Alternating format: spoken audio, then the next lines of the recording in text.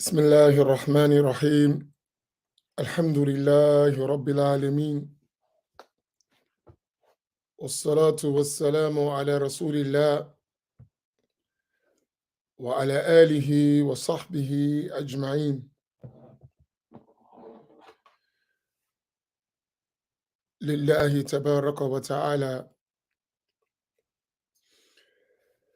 السلام عليكم ورحمة الله تعالى وبركاته. Eid Mubarak to all of you. كل عام وأنتم بخير. Everything, alhamdulillah, is good. We have successfully, inshallah ta'ala, completed Ramadan. Everyone has by now celebrated Eid, and it's time to get back to business. MashaAllah. So let me give everyone salam. Inshallah, wow. We wait for people to join. So, Assalamu alaikum, Melody, and Fatima, and Samira,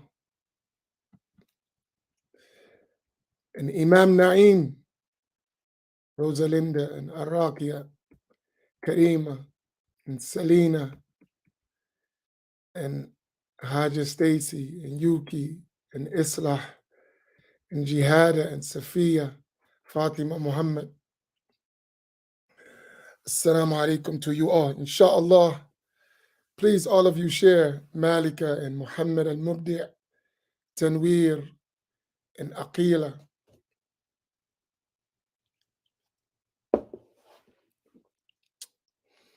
So I pray that everyone's Eid was a successful and joyous occasion and beneficial. Family, friends, worship, activities, mashallah. It was the same for us, mashallah. I really enjoyed and benefited from our Eid here in Atlantic City at Masjid Muhammad.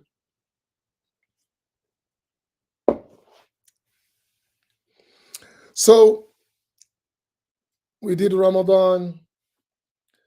We completed, all praise be to Allah Tabarak wa Ta'ala, the Quran beheld. And inshallah, as I said, now that Ramadan is over, in addition to the books that we were reading, we're going to go even more in the explanation of this translation, because I have something in my mind and I want to share it with you, because this is my scattered thoughts. We're going to take a few days, give the reader did a lot of work during Ramadan. So we're going to give her a chance to, rest and be with her family. She probably not going to accept, but give us a chance to just talk shop for a couple of days, because we're really right outside the summit. We only have less than 2 weeks for the summit.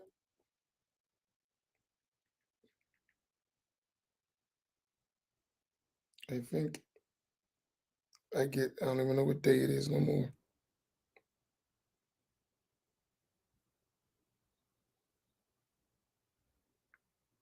Yes, we're a little under 2 weeks.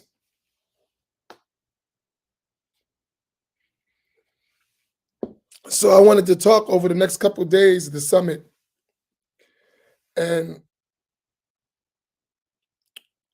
what it's about.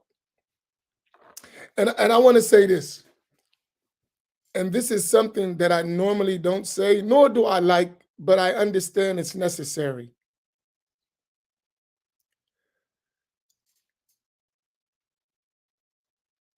I'm leading the summit for us. I want you to listen to just what I said. I normally don't say things like this, but it's important to understand, because I want our minds right when we come. Imam Amin is leading the summit for us. Can we put that up?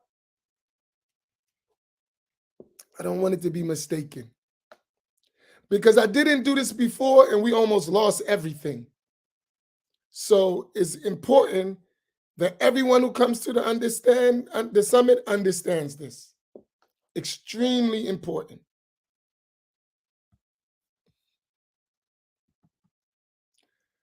So can we all put that up right there? It's important, and I'll tell you why. Even if your ego don't like it, put it up anyway. Because I know you'll blame my ego, and your ego won't allow you to put it up. He ego tripping. So are you. That's why you won't put it up.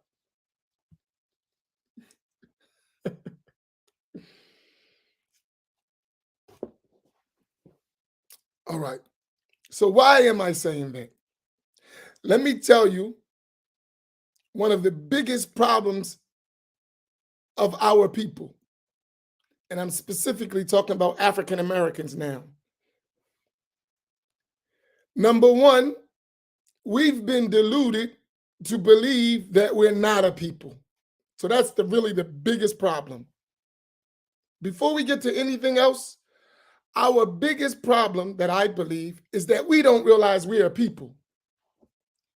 And it's by design to make us realize or think or be deluded or be confused of the fact that we're a people. We are a people.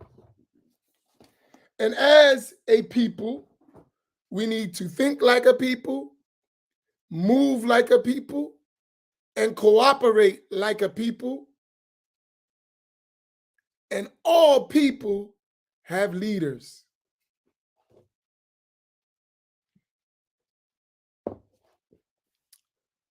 All people have leaders.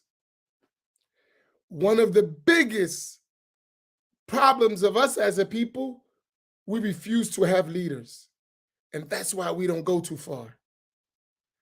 Now, the question may be asked, and it's a little legitimate question in terms of what we're talking about. Who made you the leader? That's a good question. Who made you the leader? So how do you say you're leading the summit? Who made you the leader?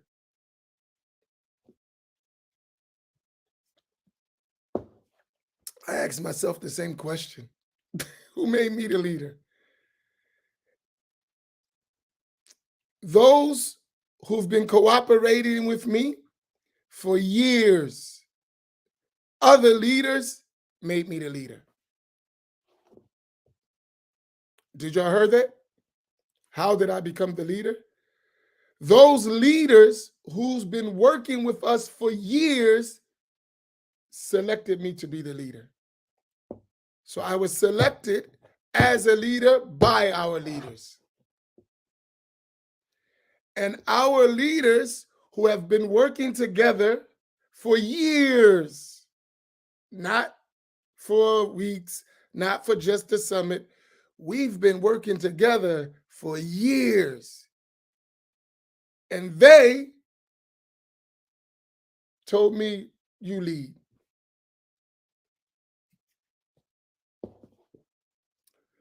I was reluctant.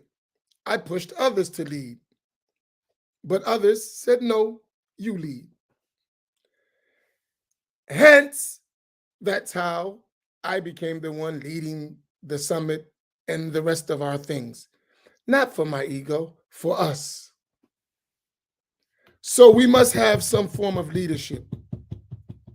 Why? Why is that important? Let me give you a history of the summit. And this is going to be a little controversial, but I want you to understand because we can't repeat the same thing. Initially, we came up with the summit, and I was the leader of it. So this is like the 5th summit after 9 years. So this is the 5th summit after 9 years since the first one. The first one was successful. The second one was successful. But the way that we did the first two, I led from behind. And from behind, What was the mistake? It allowed others who didn't have the abilities to truly lead it to assume or try to assume leadership and ruined it. Listen to what I said.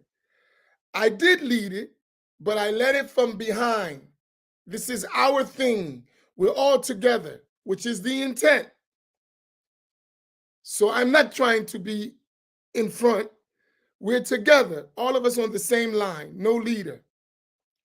What some people decided was, since he doesn't want to be a definitive leader, I'm going to be the leader and I'm going to run it. And what ultimately happened, it was destroyed. So what I learned from that that's a mistake. Don't do that again. And the summit was stopped for 3 years because of it. This is anyone who knows the history of the summit, right? But during those 3 years, I never, not once, opposed those who tried to assume leadership. Not publicly, not privately. I just didn't involve myself in it. I even went to another extent. If someone else is doing the same thing, don't divide our people, go for it, go with them. I'm never going to oppose our people working together because it's important. I'm not going to do it. So I didn't. Even when leaders came to me, it's like, we won't support if you say so. I said, no, I would never say that. Support. I'm just not doing it. But I suggest you do it. And what happened was they failed. Our people didn't support it. They didn't support it. It failed, miserably failed. So after 3 years, even after the first year, people came to me. Leaders, I'm talking about our leaders. I'm not talking about regular people. What I mean, we keep in mind, this is very important. We have leaders. Leaders necessarily may not be selected. Sometimes they're just put in the position because they're the most active and they're the most capable. Every time a leader is not elected by people, sometimes the leader just becomes the leader organically. They do the work and they assume leadership. That's how it works. Most of the time in our communities, that's how it works. Especially like with imams. Most of the imams are not elected really. They're the only ones doing the work, so they have to do it, even if it is in the form of an election. Do y'all understand what I mean by that? They're the ones doing the body of the work. So because of that, they becomes the only ones eligible for leadership, and then sometimes they're selected, even though most of them don't even want to be a leader. It just happens organically. You working, you're committed to the work, and what happens is you end up leading the work.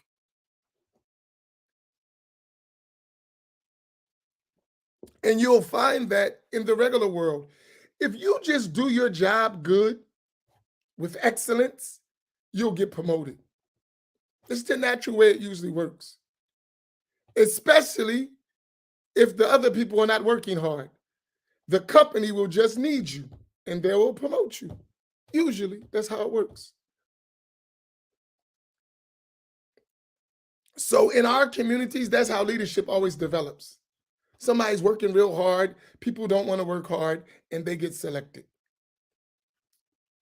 All right. So those leaders came to me and they was like, after the first year, they was like, what's happening to the summit? I was like, there will never be two black movements going on. Not if I got anything to do with it. Let them continue. I'm not going to interfere with that. Come on, we had things going, we was building, we had momentum, and you just let the air out the tires. Nah, someone's doing the same thing. Let them do it.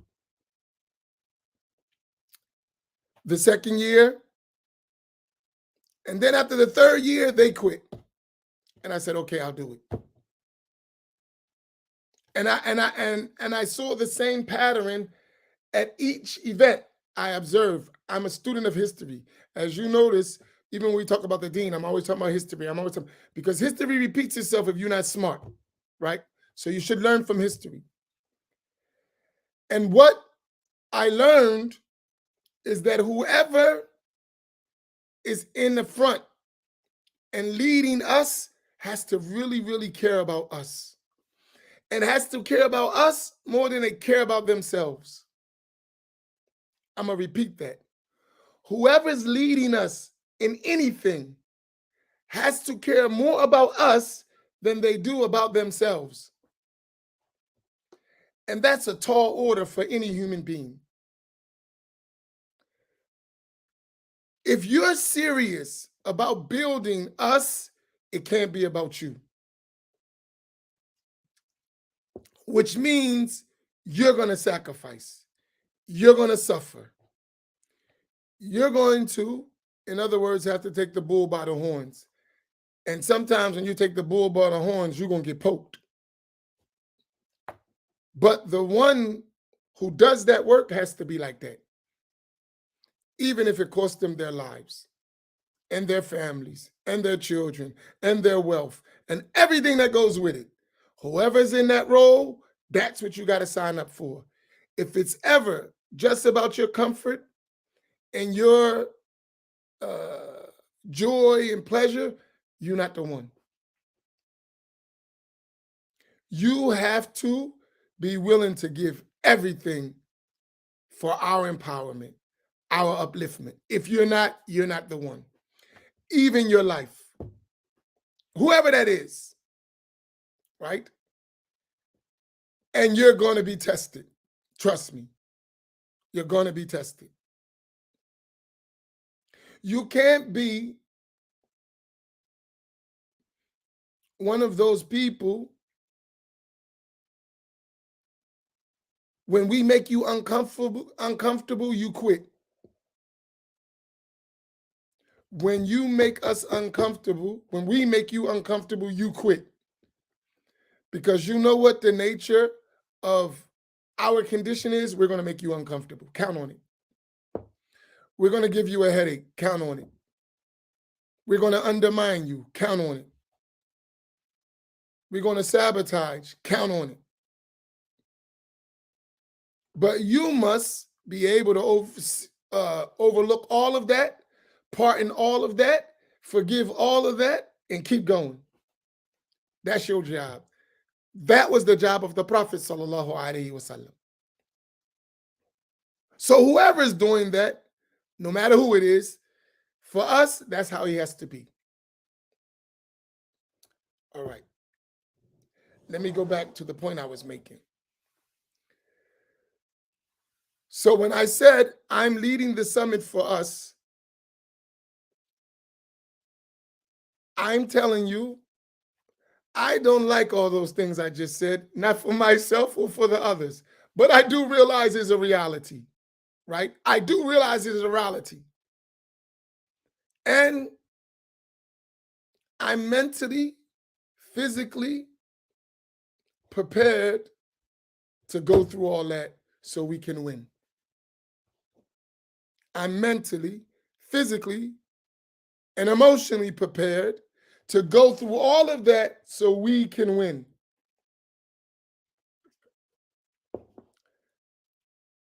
Now, there needs to be two combinations to make this work.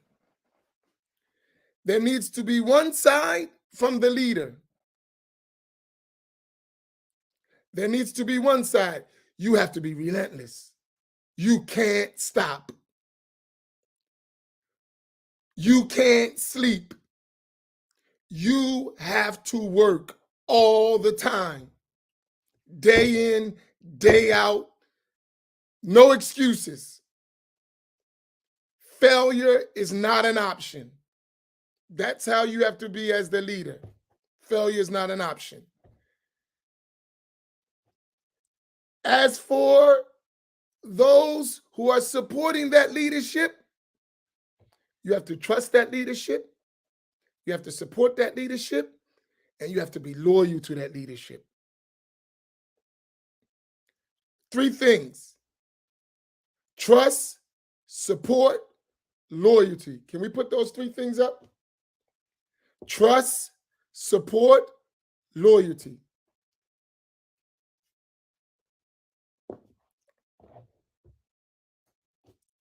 That's from your side.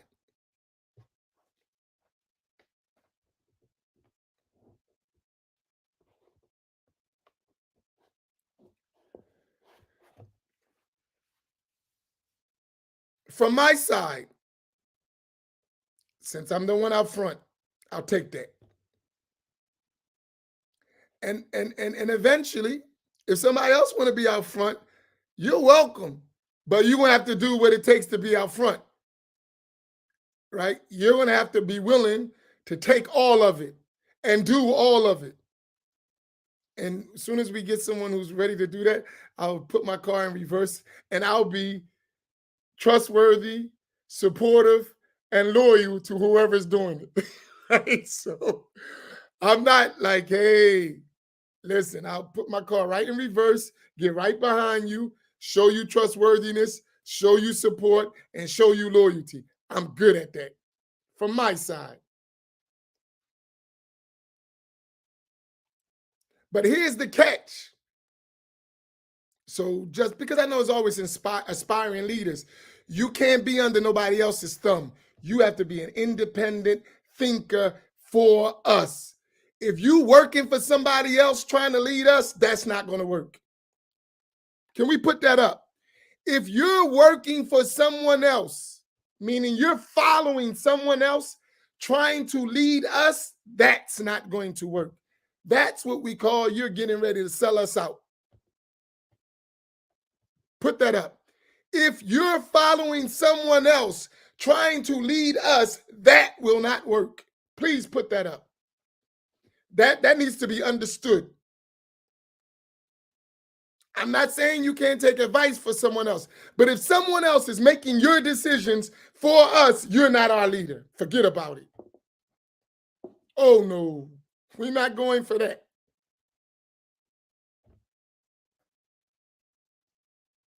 That's just real. So if you got to report to someone else about leading us, you're not our leader. You can't be our leader. You can't. It doesn't work. So that should be understood. We have to be for, by, and of ourselves. Period. Point blank, exclamation mark. That's how it has to be. Whoever's going to be the one leading us can't be a token for someone else. No, absolutely not. That can't happen. And that doesn't mean you don't take advice. That doesn't mean you don't seek guidance.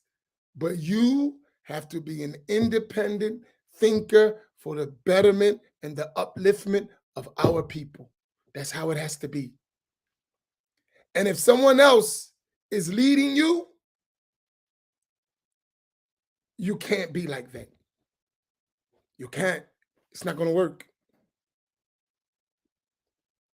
Because if your leader is not in the same struggle as you, they really don't understand what you're going through, even if they're a spiritual master. They're not in the fight. They don't understand. Right? And I'll give you something Sheikh Samir said to me to make me realize this. So I'm not taking this just only on my own. He said to me one day, I had a lot of intimate conversations with Sheikh Samir many times, like over the years. Like I had so many lessons with him. I had a lot of time, just me and him, one-on-one, for long periods of time. And I gained a lot of wisdom from that elderly scholar. May Allah reward him and raise his rank. He said, no one can help your people but you. And he wasn't talking to me specifically. He was talking about me as a part of my people. He said, no one can help your people but you.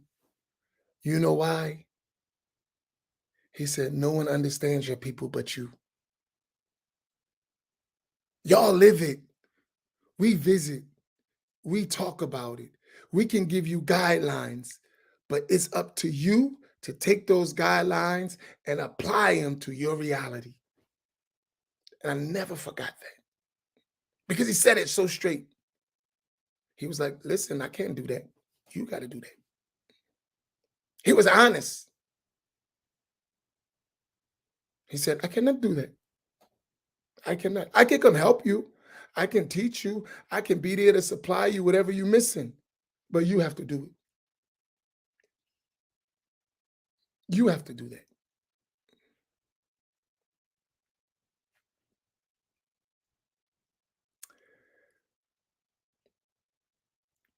So I realized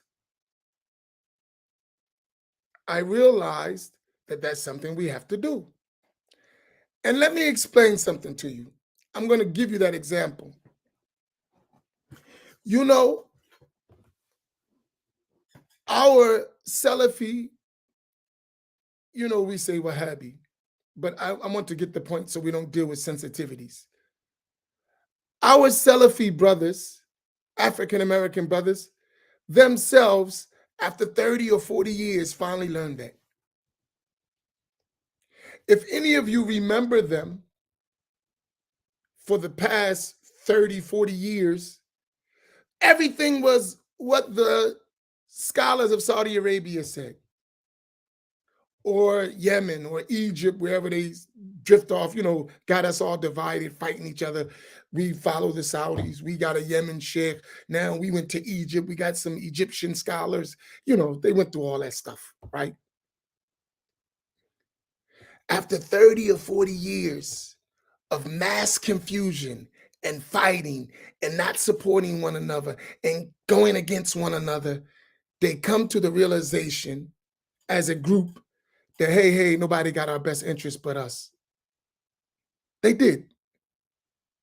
And now, within the last, let's say, 5 to 10 years, they're still trying to figure that out. Because the 30 or 40 years of indoctrination, of being on the plantation of someone else, messed up the mindset, so that even after you wake up and smell the coffee, you still sleep. And now you're trying to work it out, but the mentality that is in you prevents you from even working together really collectively like you need to do for the betterment of your people. So we should learn from that. You should learn from that. It's an example for you. And that's why they don't have a leader yet among African Americans. They don't have anyone that all of them, or the majority of them, look to him and trust him, support him, and are loyal to him. They don't have it. That's why they don't have one. So it's everybody starting their own little groups. All of them realized the problem, but all of them got their own little group. And guess what? The Sunnis, meaning Ash'ari, Maturidi, Hanafi, Maliki, Shafi, Hanbali, Sufis, among the African Americans are the same way. So it's not an attack just on the Salafi Wahhabis. No, even the black Sunnis are the same way. Right? The same way. No loyalty, no trust, and no support. That's why everybody's struggling. And successfully, even though we came to Islam, as Muslims, the African Americans are in the same conditions as regular black people that are not Muslim. It's the same, because the same mentality exists. The same mentality exists if you pay attention.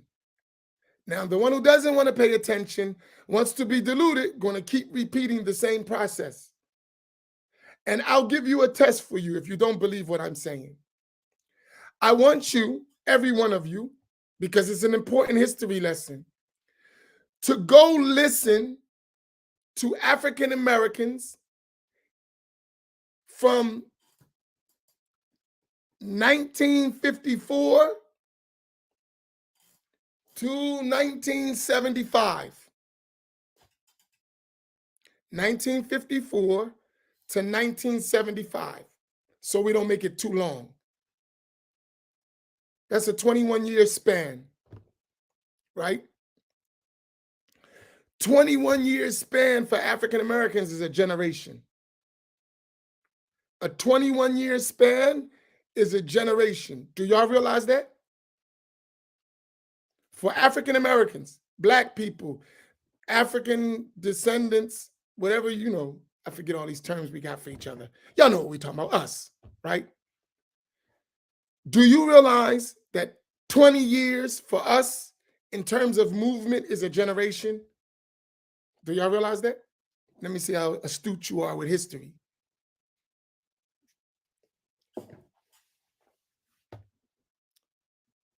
Every 20 years, you're going to see another generation and a new movement in our communities because our lifespans are not that long. And our lifespan in struggle is not that long. The average one of us don't stay in front of movement more than 20 years. Successful, the average. I'm not talking about, there's always the exception to every rule. But the general, we don't last 20 years in leadership. And if we in 20 years in leadership, there's going to be 20 of that is dormant leadership. But active building leadership doesn't usually last more than 20 years between us. Study history. In our African American community, you'll notice you won't get more than 20 years of hard, diligent, active leadership. You won't see it because of the burnout process that's related to it. You may still be in charge, but you're going to be ineffective. So we should learn a lesson. No, this ain't a lifetime journey for us. In front, 20 years tops. 20 years tops.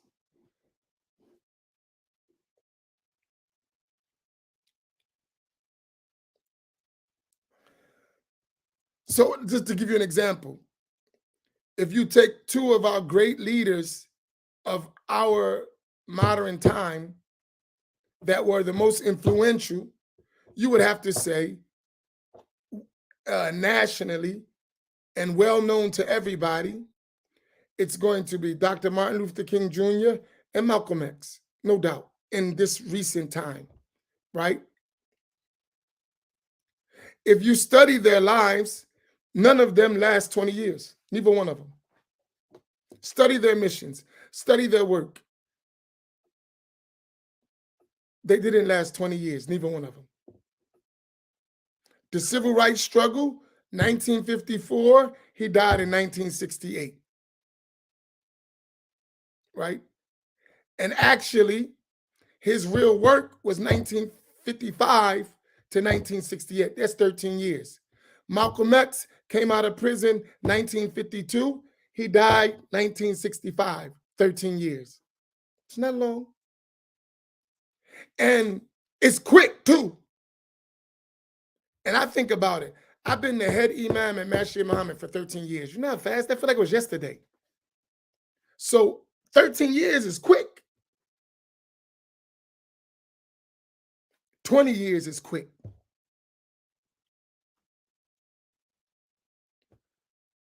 So I'm saying all that, I hope y'all following me, that the one in front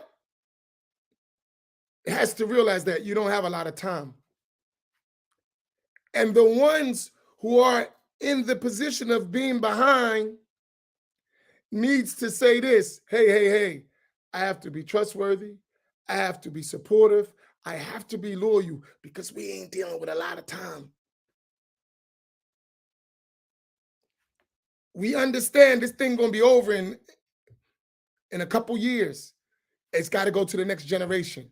So what we do in this short amount of time is very crucial because we don't have a lot of time. This ain't a joyride. None of us are going to enjoy this ride. It's struggle.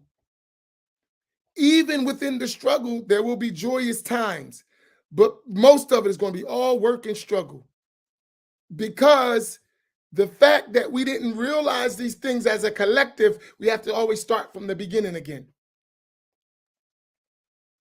We lose traction when we lose direction. So therefore, it's not successive. Everyone is starting over again. And that's something we have to stop.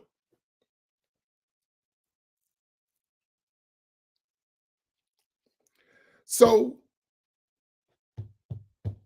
I give you here, I was thinking about this.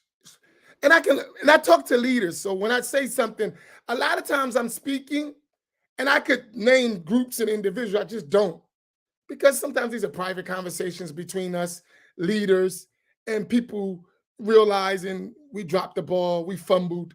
I, I get it. So I'm not going to say, yo, you know what? See this one? He tried it, he failed. He tried it, he failed. It's not important, because if he fails, we all fail. And that's how we got to realize.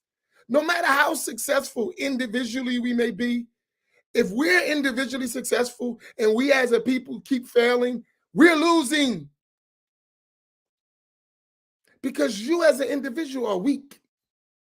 No matter, they'll make you successful, long as they can keep the rest down in servitude, mold, and poverty and struggle. It's fine. We'll give you just the token Negro. Don't matter, right? I know that even in this. Listen, please put this up. Whatever's the problem of Black people in general, whatever the general problems of Black people, is the specific problems of Black Muslims. Whatever is general, the problem of Black people, is specific for Black Muslims. It's double. Why do I say that? Because as Black Muslims, we think, many of us, because we became Muslim, our realities changed, and it didn't. Your reality in your heart, in your faith, in your conviction changed, but your social, economic, cultural, societal, educational, and many more things, that reality is still the same. It's still the same. And what makes it worse is now you've switched oppressors. Now you got two instead of one. As a Black person, you only had the oppressor from the white society as a Black person, because you ain't accepting it from nobody else. You're focused on struggling against your most prominent oppressor. But now when you became Muslim, you still got that white oppressor in the dominant society. That's a reality. And now you added a foreign oppressor in the name of religion who helps subjugate you in the name of religion.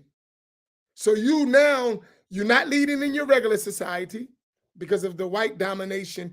Then you went to Islam and became a servant class of another group of people in the name of religion, based on your ignorance of the religion. So they became an authority over you. So you're a double slave. Now you see why I said specific Black people, it's much more. You're a double slave. This is real stuff. The summit is to solve all these issues. And we're not going to do it in one setting. This is real work. We looking at a minimum, if we work hard, and I mean real hard, we're looking like a 10-year journey, minimum. And we have to work relentlessly, day and night. A 10-year journey just to be thinking properly, let alone acting. Just to think properly, it's going to take us 10 years. Because most of us, unfortunately, will come with overflowing cups of nonsense and rhetoric and no real work. But we'll talk, but we ain't going to work. That's going to be the vast majority, unfortunately. So we got to empty that cup and say, listen, man, please, I got it. I understand what you're saying, but give us a chance. Give us a chance to help us. Don't ruin us before we even get started, right? And let us put something in there and see how that works. Give us a chance. And that's what I'm saying to us. Give us a chance. And it don't take a lot of people. If just the people who's been with us for the last 3 years or 2 years, even 1 year, and I see the numbers, if we just stick together and no one break rank, we will do it. Just us. Just the group we have here is enough to do the work. Because it never takes a whole bunch of people. It just takes a critical mass, a dedicated group of people, and you can do wondrous things, which we have already done. I just don't talk about it. We've done amazing things thus far. You can ask Imam Naim, you can ask Imam Fahim, you can ask Sheikh Abdul Karim. We've done amazing things. All of us, the fact you look at these pictures and more, all of us have been communicating over the years and progressing and working and cooperating behind the scenes. Maybe not all collective, but we've always made these connections. And look, we're still doing it.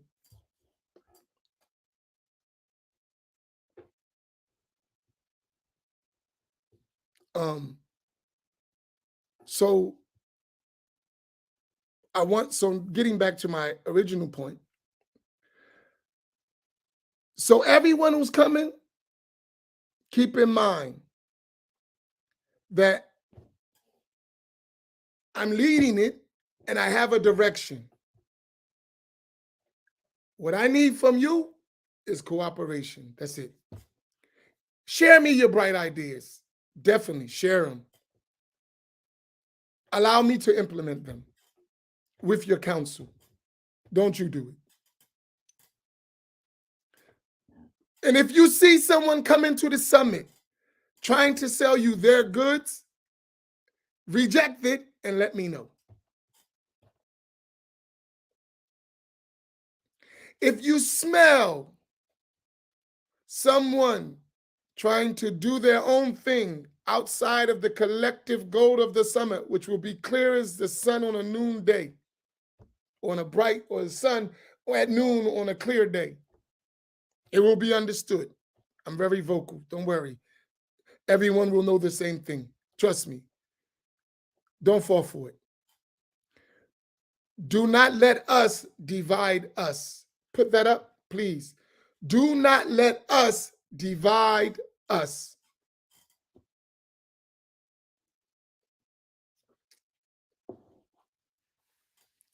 Please, can we put that up? Do not let us divide us. Could everyone share that? Everyone post that up. Do not let us divide us. We will do it. Trust me.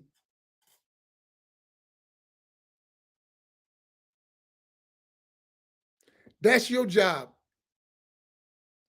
Because none of us can see everything. But if we all use our eyes, we'll see it coming from a mile away.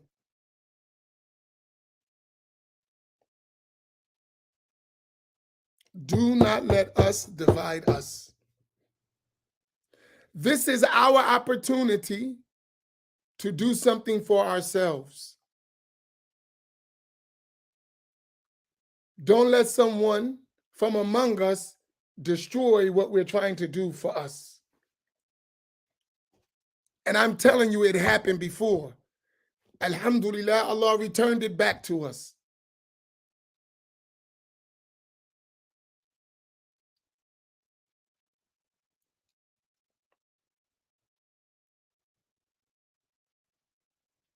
So you may have ideas, and I'm not undermining your ideas.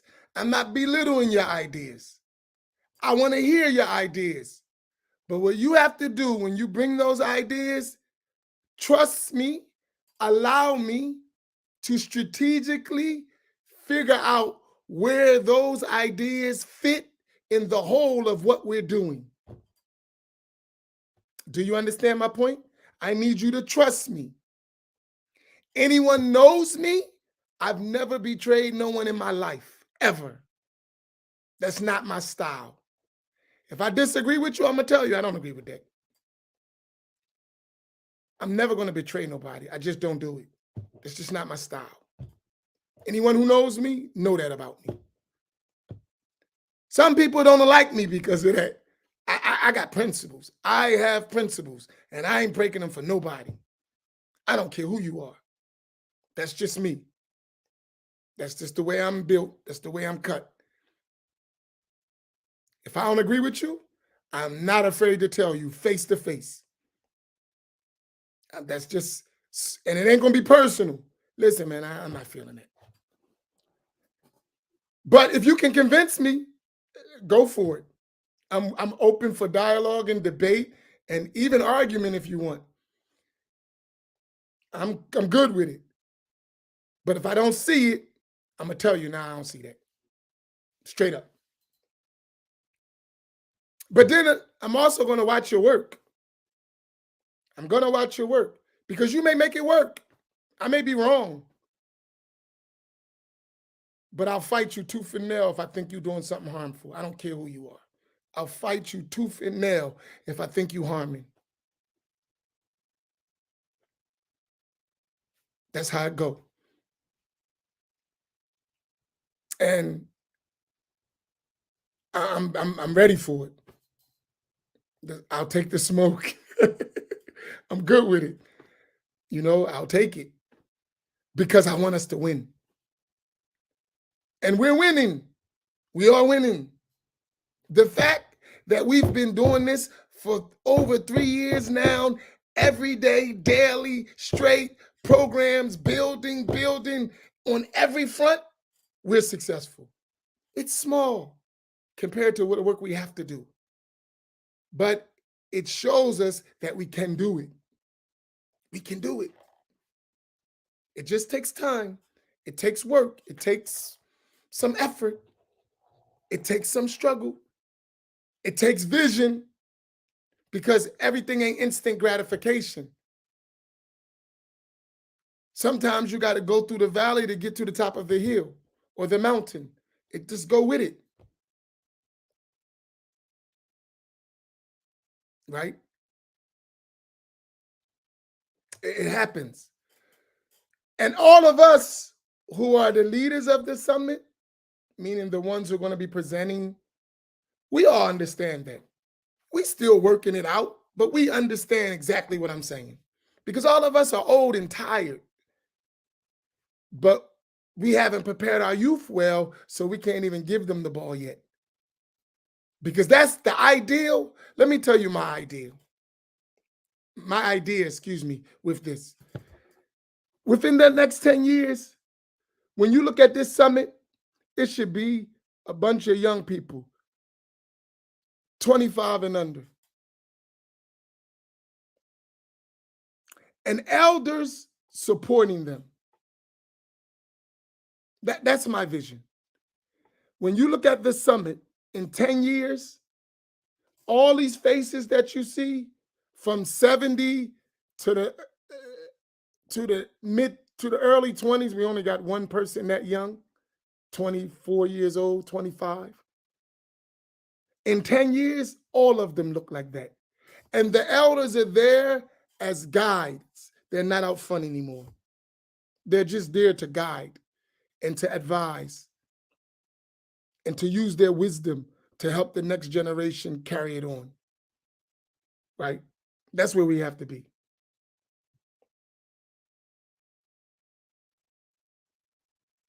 But in order to do that, I cannot emphasize the importance of trust, support, and loyalty. If we don't do those three things, we're going to lose momentum and strength. And that's why I keep emphasizing 3, 4, 5, 3, family.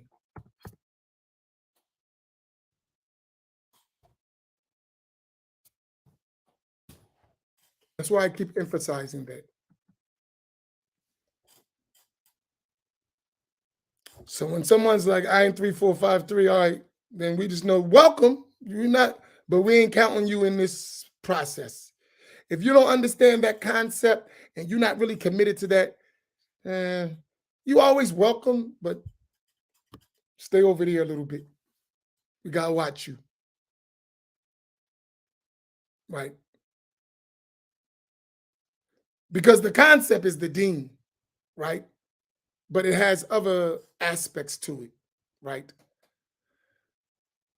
So every day I'm going to give you more and more and more because I don't want to do this copying somebody else. I'm not copying some immigrant organization. We ain't doing that. I'm not copying the white man's structure of it. We're not doing that either. It's going to be our own unique, innovative mission. And you have to trust, because I'm not going to tell you everything. I can't. For our own good, it's best that you don't know everything. And that's where the trust comes in.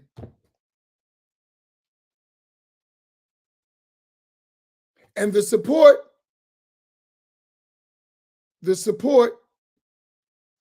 will help make it a reality. And by your loyalty, you'll benefit from it. But it starts with trust. If I haven't earned your trust in all these years, I don't know how trustworthy you are. If all these years and all the work we've done and all the programs we've done, and we've dealt with support and finances, and I've not betrayed you yet, I don't know what you're looking for. And the imams that are with me have not betrayed you yet. I don't know what you're looking for. Education, support on the ground, showing you our love, traveling to help you in your crisis. If you can't see that we real dudes, you're blind. And I don't know what to tell you. All of us, we've lived everything we talk. And you firsthand, we didn't hide, we ain't somewhere where you can't, we've been on the ground with you, hand in hand, you see us. We're not some mysterious figures who you watch our lives, you meet our families, you meet our wives, you met our children, you've been in our communities, you've seen our work daily. I don't know what you're looking for. So if you ain't learned that we're trustworthy people, I don't know what to tell you. Right? So I need that trust because we have to move in ways that protects the whole. And as Malcolm Al-Hajj Malik Shabazz rightfully said, we have friends and we have enemies among us. Oh yeah, don't forget, we got enemies among us. The Prophet had al-munafiqun. They were in al-Madinah and they were hypocrites.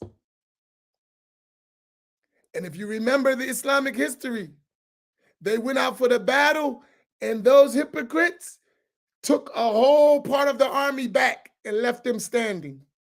Don't think they don't exist. These are lessons. There's a whole chapter in the Quran called Al-Munafiqun, hypocrites. That's a prototype, not just one specific group of people. That's a mentality, a prototype. They exist. They'll join you and betray you from within. They'll be smiling and down and undermining the whole time. And that's why I said the loyalty part.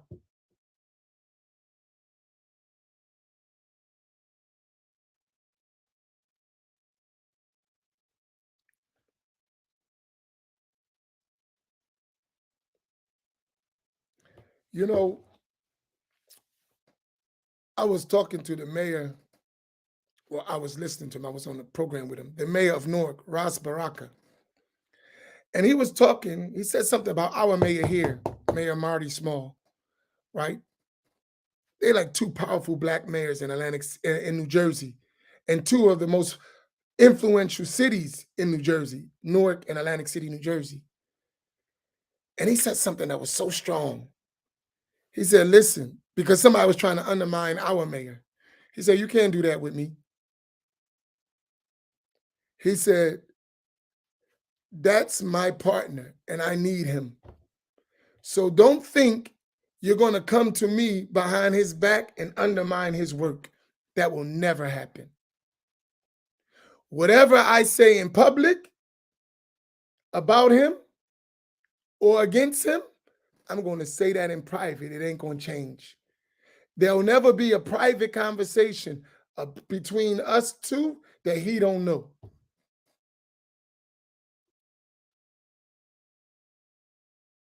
And that's how we have to be. No one should break our ranks. No one.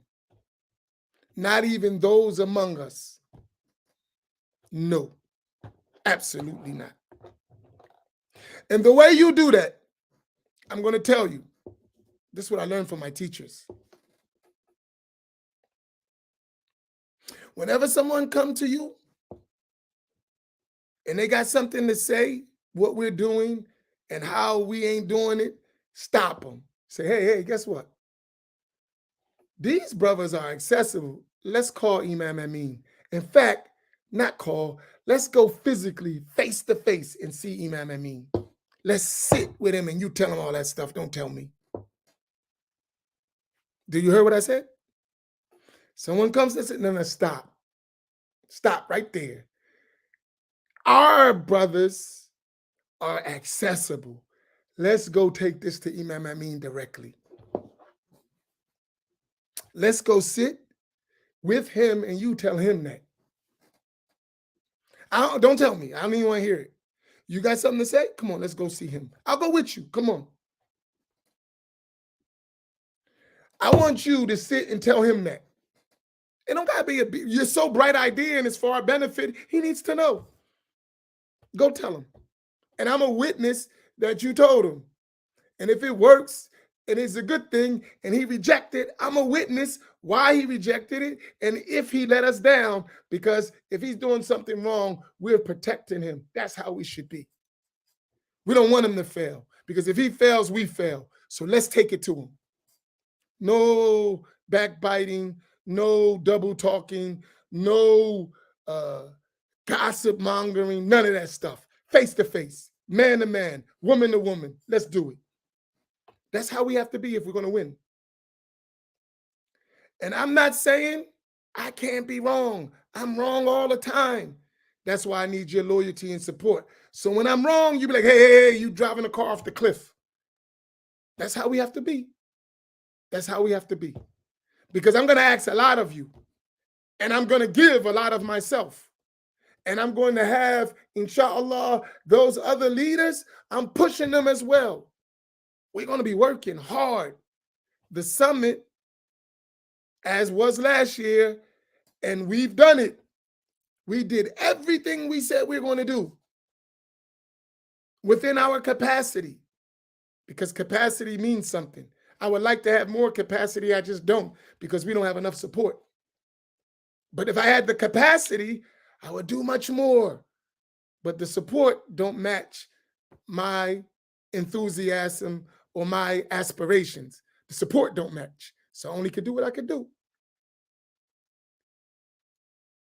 But once we get that second level of support, then capacity increases. And with the increase of capacity, you can meet some aspirations and enthusiasm. So bring your wallets to the summit too. The ticket is just so we can put on the function. It doesn't help us do the work. Let me, Muhammad, can you put that up?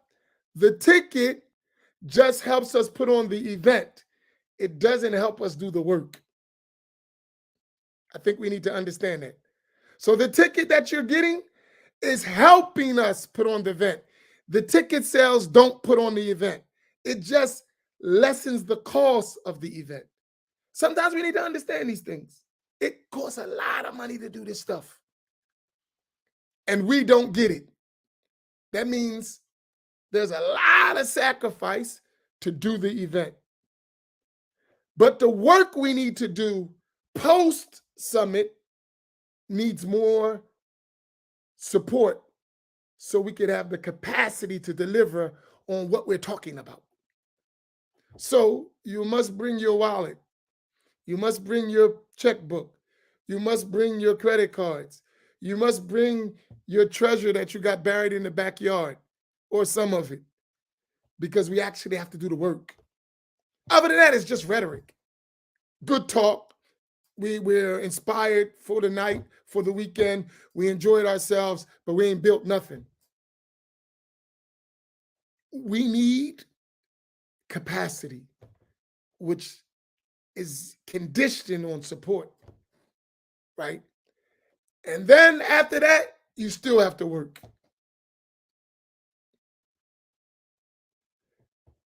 Yes, there is a way to donate, and all that'll be up. I'm going to be doing this because I'm going to lay it out so you know why you should be there. I'm going to lay out the whole summit in these next 2 weeks. Every day, I'm going to address an issue, so you can see the whole direction of the summit. And then at the summit, we're going to expand all of that.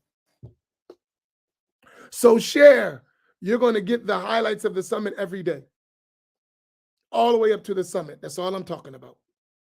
I'm not going to do anything else. I'm going to concentrate on this summit for the next 10, 11 days. So with that, here is the link. If you can't come right now, buy a ticket. Even if you can't come, buy a ticket so that those who can afford to come, we can give them a free ticket. It's paid because we need the money to do the work. So buy a ticket. Even if you can't come, everyone right now who can't come, buy a ticket. Show your loyalty, show your support, show your trust, because you're distant. So you got to go from back to front. You got to go from loyalty, support, trust, right? For the one who's there, you got to go from trust to support to loyalty, because it's going to be continuous. Everybody got to be involved. Let me read something to you. Hold on one second. Maybe I should save it to tomorrow, but I can't. Hold on.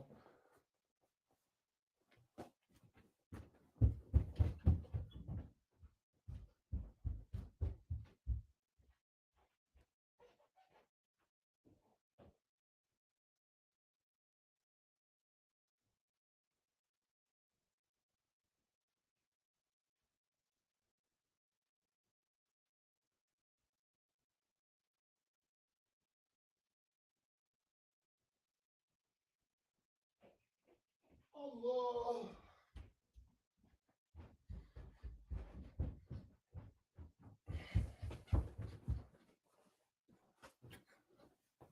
I want to share something with you real quick.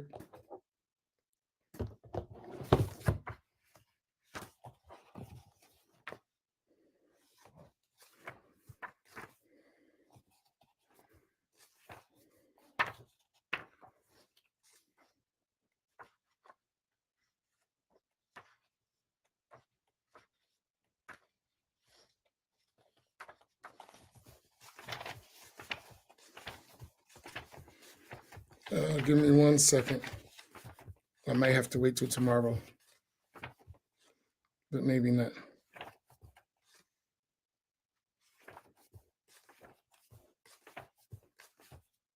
Is it this?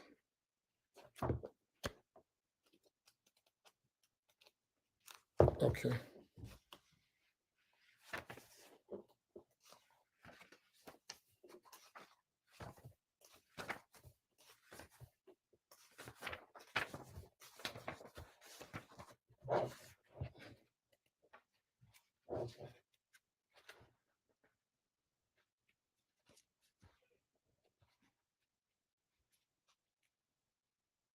Oh, I got it. Here you go.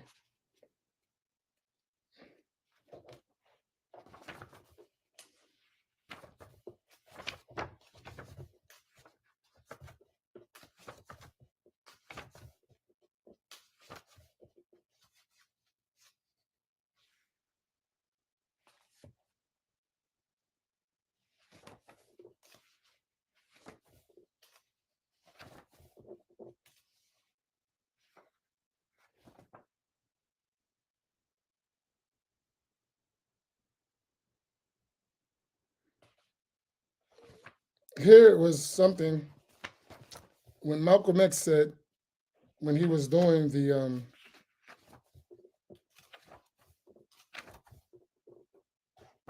when he was establishing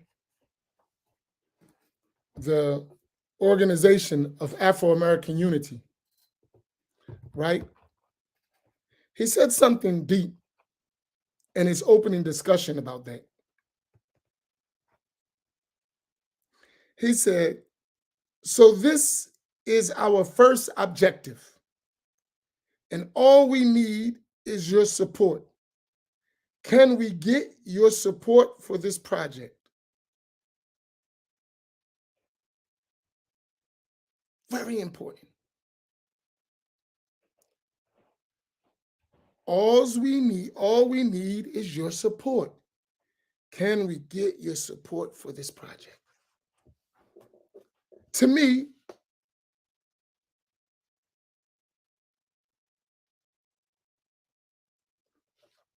he understood this point. Then he said, and the only way we can be independent of it, meaning he was talking about white support, is to be independent of all support from the white community.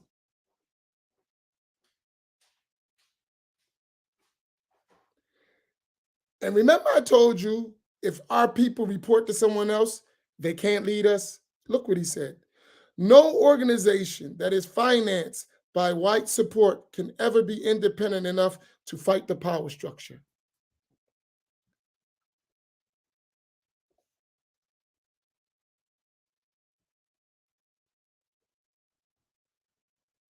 Some deep stuff to think about, because everybody talks about they love Malcolm. I think he's a central figure because he's Muslim. So for us, is a model. I think that needs to be a critical study of his work and his efforts. But the one thing he missed was he didn't get that support because there was no real trust and there was no real loyalty. So he never got no support. And that's why such a great work never went nowhere.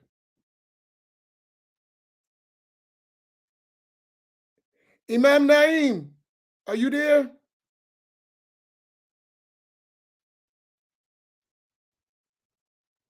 I don't know where Imam Naim is at. Africa, where do you think I'm at?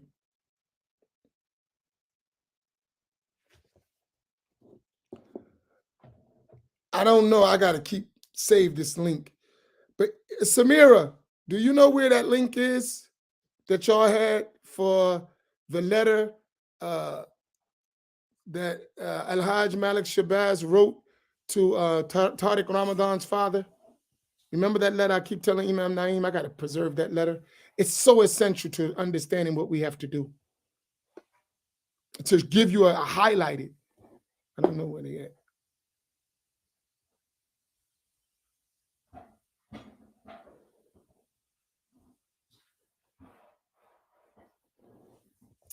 But he was trying to travel and do the work. And he wrote to a leader overseas from Ikhwan al-Muslimin. And he complained about he can't get no support, that he couldn't even travel to do things on behalf of his people because his people didn't have no money and they didn't support like that. And that was towards the end of his life. So he had all these great ideas, and they're very important ideas that would have worked had we supported, but we didn't. And now what we notice is that there's this tendency to present a Malcolm X or Al-Hajj Malik Shabazz in a way that is not truly reflective of who he really was, to calm us down and wipe us out. Because if you read his works up to his death, you'll see this spirit that we're talking about right now. He was talking that in 1965 when he was assassinated. But if you hear the dialogue how he is recast towards us,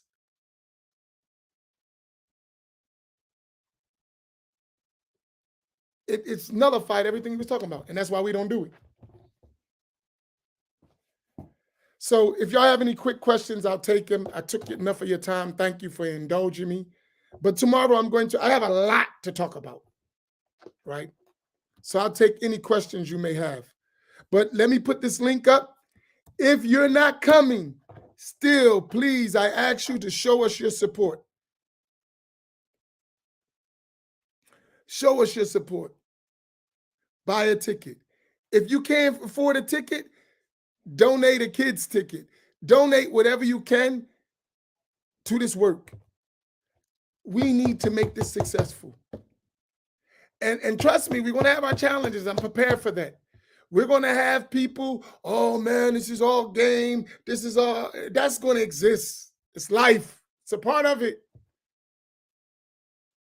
But for those of you who've learned to trust, who have seen that we're worthy of being trusted, show us your support.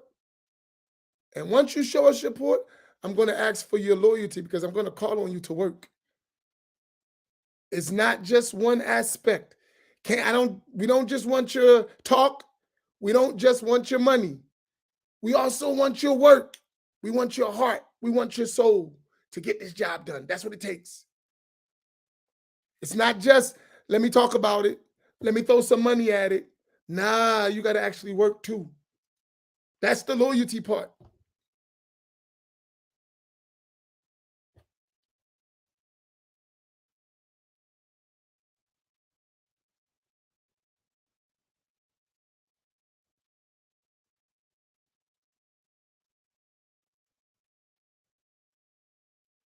What the heck are you talking about, Kwame?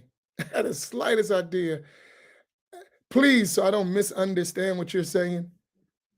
What are you saying? Because you say it in another way that makes more sense. I have no idea what you're talking about. But I would like to answer it. So can you clarify it for me?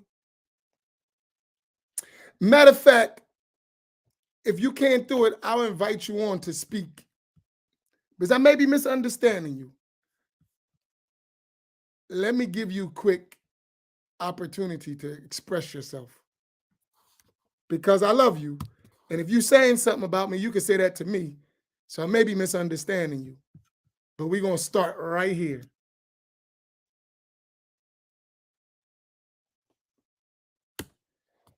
Kwame, this is only for you. You can join. You can hit that link. I'll bring you in and you can say it. You can type what you're saying. That may work and maybe it'll be clear. If not, there's the link right here. You can just join this link and you can say what you got to say. I have nothing to hide, so I want to hear what you're saying. Or you can clarify it and maybe I misunderstood you. That's possible too. But it sounds funny. I don't know what you're saying. Not clear to me. So I'm not going to accuse you. And you know me, so I don't know why would you come online and say something that even remotely sounds strange when you know directly how to contact me. I don't know why would you do that.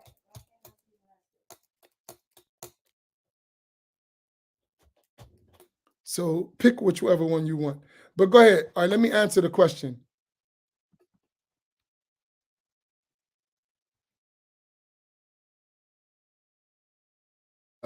That was something else. So I just addressed that just for a reason. Is the white support he referenced to different today? No, same stuff. In our context, it is mostly non-African American support. And if you study history, and you're old enough, Habib, I know you know this better than me. Rarely do someone support African Americans' work, whether just African Americans or African American Muslims, except that their agenda ends up taking over the mission. So you think about it. Let's look at the major supporters of work in the African American community on average. There's always exceptions. Keep in mind. Yeah. There's always exceptions to the rule. No rule is without exceptions. But the average support comes with some form of leadership over the mission. So when they give you book bags or they give you food, usually, have they ever given you book bags and foods without taking pictures? Or having you do a video? What are they doing with those videos and those pictures? They're advertising it to get more money to do their work. Oftentimes, you're being used. That's a fact. Anyone who denies it is a bull-faced liar. That's a fact. That's the mode of operation. And then when you look at the disparity of how much is coming in from those pictures and how much is actually reaching you, you'll see that it is not reflective of a cooperative effort. So that support really is not real support. Though it helped you because you broke, but it doesn't really change your situation. You're always going to be in need of those bags. You're always going to be in need of those food packages. You're never going to be empowered where you're the one giving food packages. That's a fact. So it's the same, and that's what they did with the civil rights movement. And they only learned from those people, the same people. It's not different. It's the same stuff.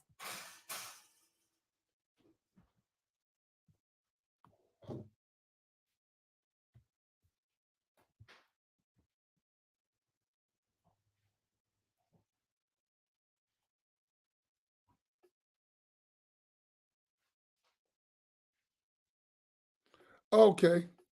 All right. I got you. I got you. So that's why we need to be careful with how we write. Because sometimes when you write stuff, that I see what you're saying now, what you wrote sound totally different. Like, what the heck? The Muslim organizations and civil rights Negroes and their willingness to please the power structure have diverted the message of Malcolm X.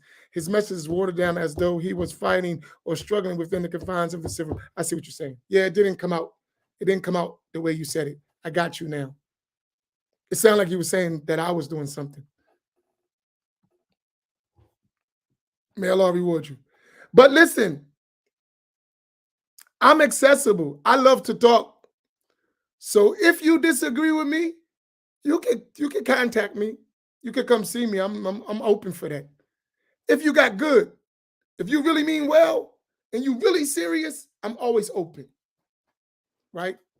That's just how I am as a person. Right? So if you disagree with me, I'm willing to have that discussion. I'm not running. I'm not ducking. No wreck. Because the positions that I believe is something that's going to help us. Even if I myself can't do it, I believe collectively we can.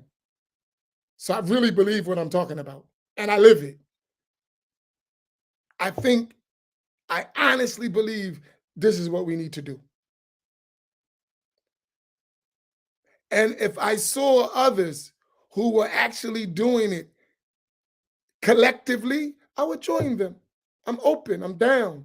I don't have to be the one in front. I don't care about that. I want to get the job done. And everyone who know me know that's how I am. Let's do it. We don't got to talk about it. Let's do it.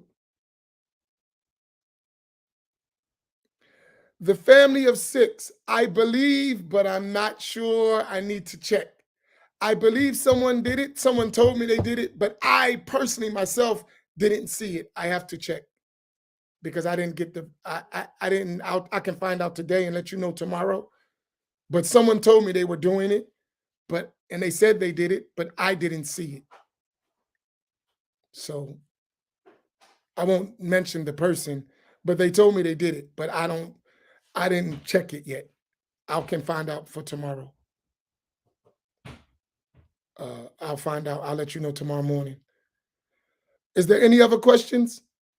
Any other comments? Something that I need to address before I go out? 2 minutes.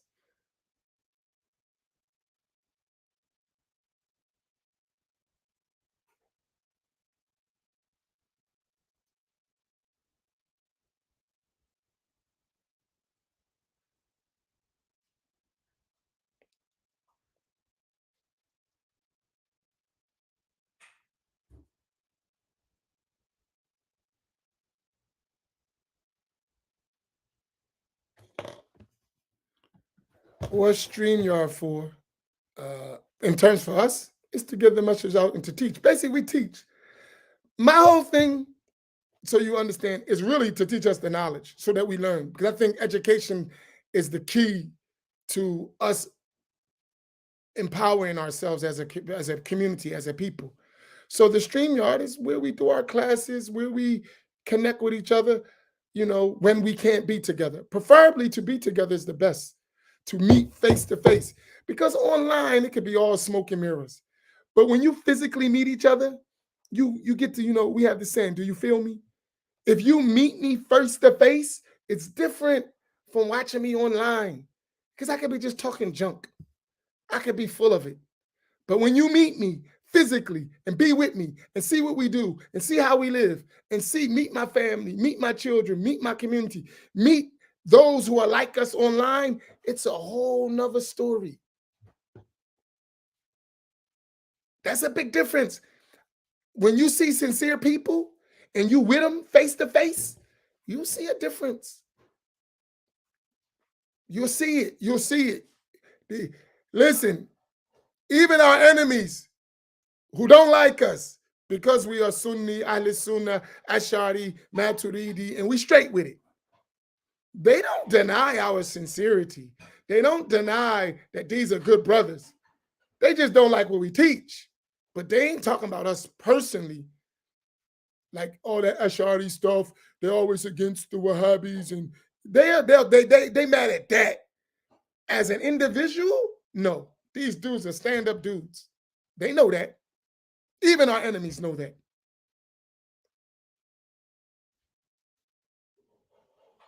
No, none of our enemies are gonna say, "Oh, they snakes, they sellouts, they rats." Nobody gonna say that about us.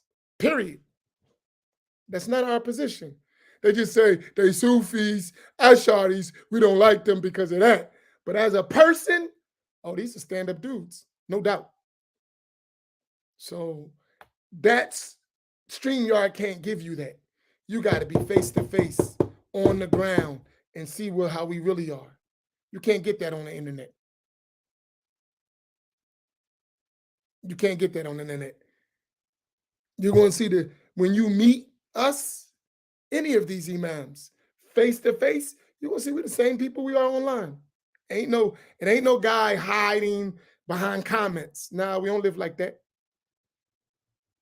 We don't live like that. Never been like that. In the worst of situations, never been like that. That's not our style. So StreamYard don't help that. When you come to the summit, you're going to see that. You're going to feel that. StreamYard can't give you that.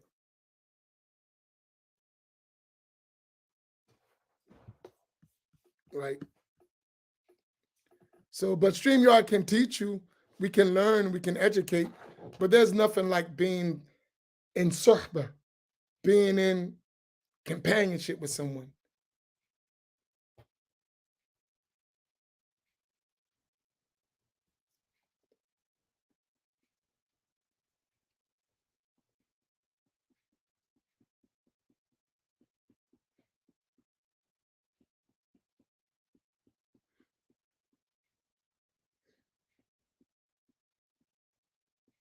Oh, you talking about the other link? Oh, I'm sorry.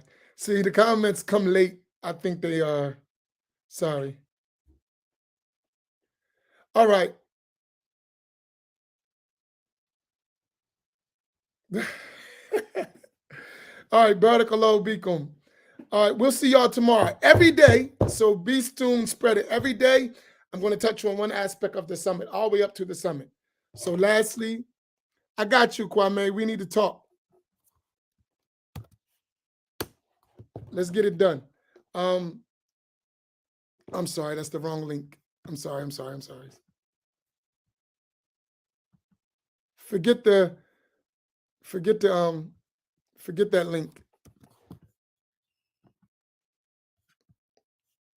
The StreamYard link was for Kwame. I didn't understand what he was saying. So I gave him the link so he could talk to me. Right. So let's do this summit, please. Let's make this thing work.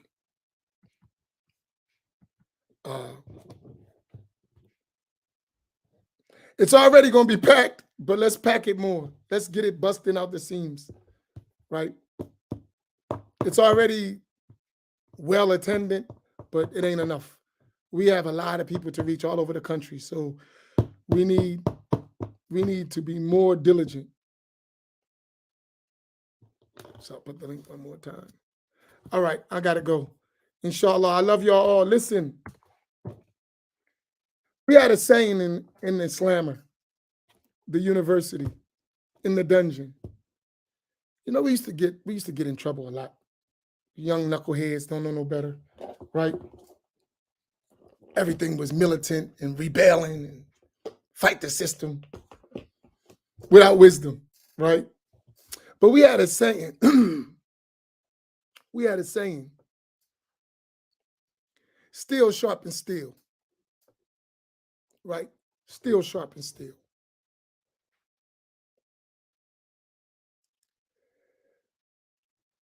And you know, when you're in the belly of the beast, you don't have no protection but Allah subhanahu wa ta'ala.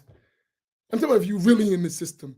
I ain't talking about guys who been in the system and was good boys and just go along with the program and conform. You wouldn't conform in the street, then you come inside and you conformist now, right? But we got people like that, right? But I'm talking about those who wasn't conforming in the street and wasn't conforming inside. You got to see Mr. Charlie, how he could really be. And in those moments, you realize, you know, all you have is Allah subhanahu wa ta'ala. Can't no one help you besides Allah. So when they come to do you, that's all you have is Allah. That's it, nothing else. And then gonna do you, count on it. They're gonna do you, count on it. It's happening. Nothing you can do about it. But in those moments, you realize that's all you need is Allah. You realize that. And when you have those moments, they'll change your life. When you realize, wait a minute, all I had was Allah subhanahu wa ta'ala, and Allah pulled me through that, and that's really all I need to do what I need to do. You'll realize that. And then the path is easy, because that becomes your confidence and trust in Allah subhanahu wa ta'ala.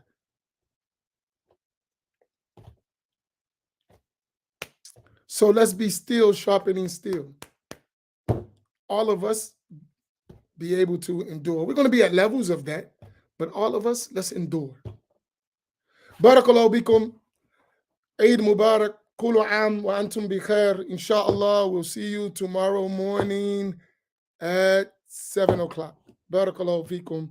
Please don't forget, share. Last one. Please, everyone, share the flyer on your page. Share the link to the summit. I'll put it up. You can copy it. Encourage your friends, family, supporters, loved ones to attend the summit.